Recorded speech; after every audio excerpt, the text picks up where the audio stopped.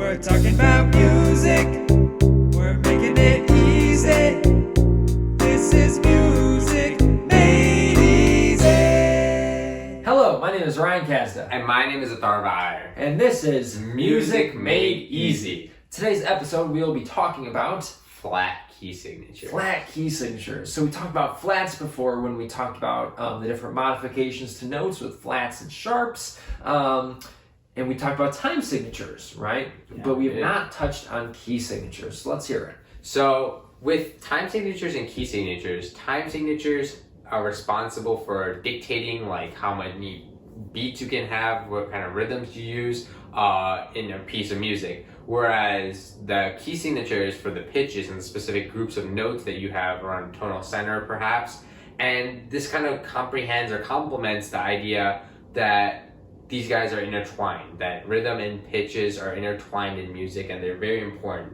Yeah, exactly. And these key centers or key signatures are meant to just represent this kind of tonal area, right? Each kind of key has its unique sound and maybe it gives you a certain feeling. And what's cool is that each note that we've gone over, meaning, you know, A through G and all the modifications within that with the flats and sharps, each of those notes has its own unique key signature. And if you ever want to know how many exactly there are, take a look at a piano. So you have each of the white notes, so 1, 2, 3, 4, 5, 6, 7, and then each of the black notes, 1, 2, 3, 4, 5. So 7 plus 5 is 12, leaving us with 12 total key signatures. Yep, and we have what's called flat and sharp keys. Today we're getting over with the flats. Next time we'll discuss the sharps. But before we add any flats or sharps, we have a key that actually has nothing in it. What would that be? That's the key of C. So in the key of C, there's no flats or sharps. It's one of two exceptions to kind of the rules and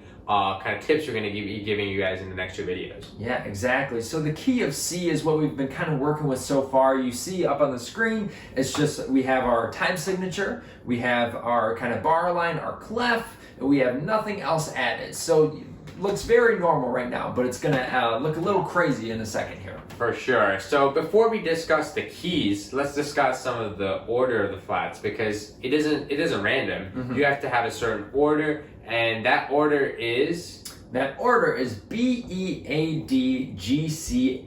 Mm-hmm. So a bunch of letters thrown at you. Yeah. So we come up with some great ways to kind of think of that and we're kind of memorize it. So mine is better eat a darn good chicken fajita. Ooh, yeah, that sounds good. Yeah, it does. for All sure. right.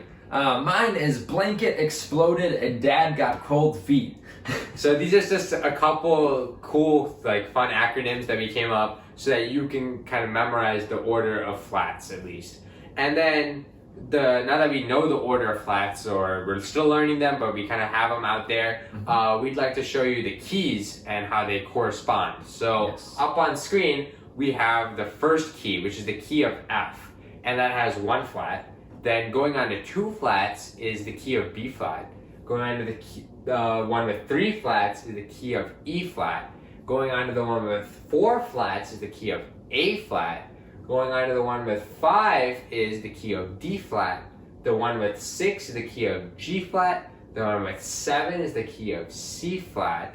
And the one with 8 is the key of F flat. And that was a lot because in the span of about 15 to 20 seconds, I just threw a lot at you guys. Mm-hmm. But Ryan here is going to show you how you kind of come up. There's a tip and there's actually a rule and a trick that can help you find the key signature really easily. Yeah, exactly. So let's take an example here. Let's start with the key of E flat. So the key of E flat, we see it has 3 flats there. But how do we actually know that it's E flat? So that's what we're going to get into. We see there's 3 flats, and when we think of our order of flats, that has to be B flat, E flat, and A flat, since those are the first 3 in that order.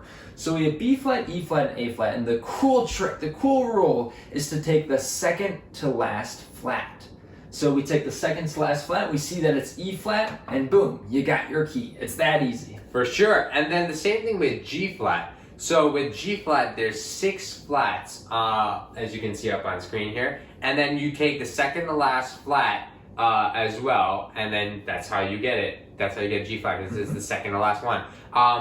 As you get more accustomed to it, and you start to learn these, you'll kind of start to memorize certain key signatures and just understand that, hey, there's 1, so it must be the key of F, or there's 2, so it's the key of B flat. And there's a particular way they look on screen. Yeah, exactly. So let's fill it all up so you can kind of see all the flats right now. So with all the flats there, you see that they're in a certain kind of order, a certain pattern. They're not kind of randomly placed at any old line or space, right? Each flat is carefully placed on that note that it's modifying.